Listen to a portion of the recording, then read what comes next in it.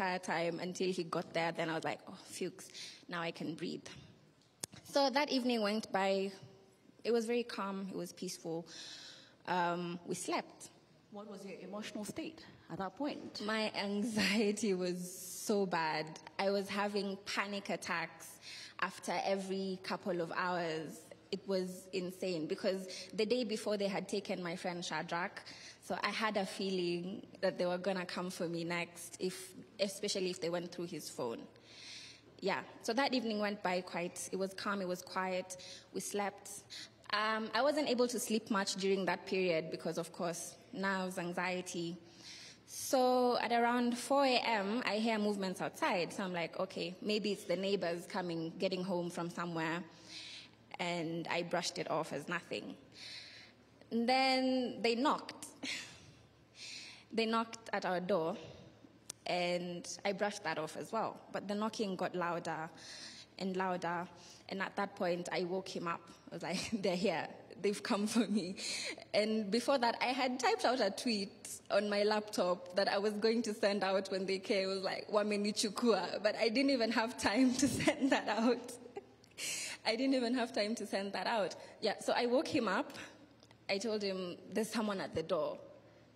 So he got up. I'm scared. I'm shaken. It is so loud. They wanted to break down the door at that point. They shouted something at him in Luo, Nyerere something. He later told me it meant, open this door or we're going to break it down. Mm-hmm. So he went to the door. I stayed in the bedroom, scared as hell. I'm still in my nightwear. I was fixed to that spot. I didn't know what to do. He went to the door, he opened it. As soon as he opened it, they put him down. Blindfolded him, tied him up, came in to look for me. They were 7 with guns as big as me. Could you tell their faces? No, I could not. They were wearing baklavas, they were masked up, so I could not see their faces at all. But I could just hear voices. It was just the voices. So they put him down, came into the bedroom looking for me. Mm-hmm. I saw their guns and, dude, I'm very short. So when I tell you their guns are as big as me, I saw them and the first thing that came to my mind was, why are they coming to get us a little girl with military-grade weapons? I'm not a terrorist. The only thing I did wrong was use my social media and my voice for a cause that I believed in, for a cause that millions of Kenyans believe in. So at that, I told you I was still in my nightwear, so they wanted to take me like that, but one of them had sense and said, no, let her get into something that's a bit warmer, more appropriate. Yeah, they didn't even want to let me dress up. They were just standing there, watching me, waiting for me to undress and give them some kind of show. They're sick people. No, but one of them, the one who had sense, mm-hmm. Yeah, the sense was constant. He told them, okay, maybe we can give her a minute to get changed. And then, yeah.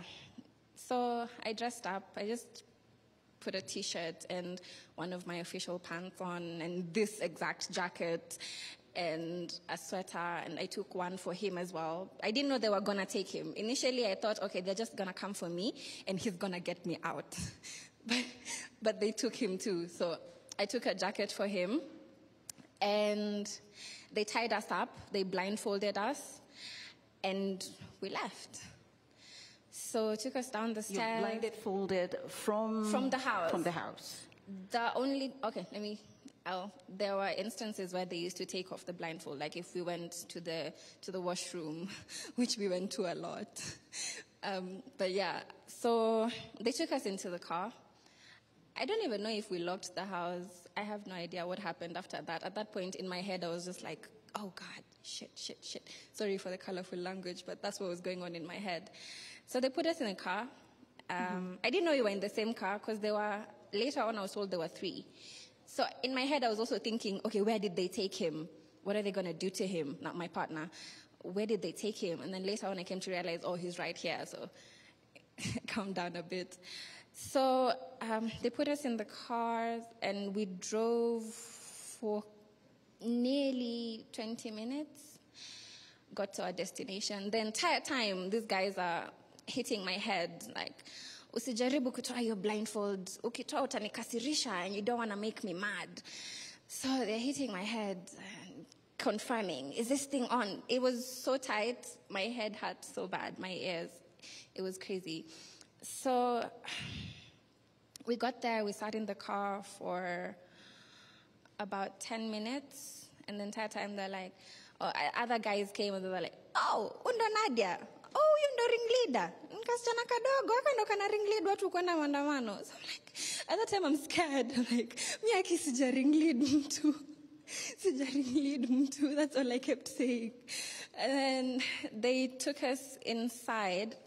It felt like a house. So they took us inside the house and put us in a room. Later I realized there were 2 beds. So my partner was in the other one and I was on the one on the right. Still blindfolded this entire time and tied up. So they left us there for a few minutes. And then I think we were handed over. The people who took us are not the same people who were interrogating us. So we were handed over from one team to another.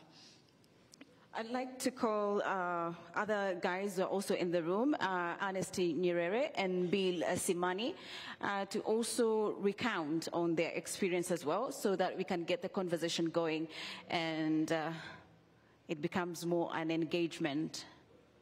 Thank you so much. Let's give him a round of applause, please.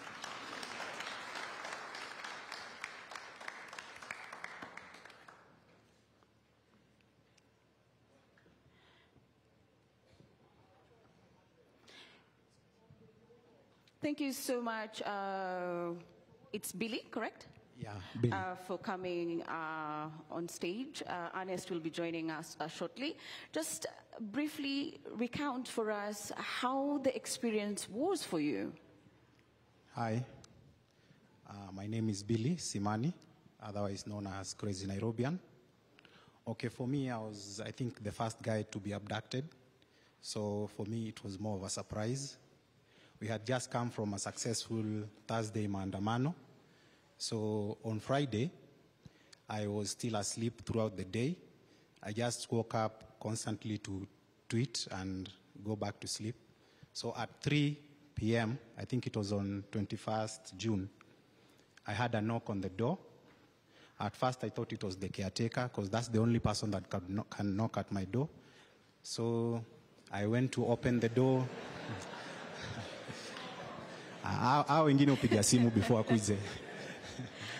So I was still in my t-shirt and my short. I went to the door, opened it, and I saw it was 4 guys in balaclava. The 5th one was a lady because she had on a face mask. And the first question they asked me was, Billy? And out of shock, I answered, yes. Na hiyo time yote wameshikilia mlango. So they all rushed in. The first guy ran to the balcony. I think they thought that maybe I would escape. Then the second one went to the bedroom. And then the third one, it was this huge guy. He told me to face the wall. Alafu, they told me to sit down.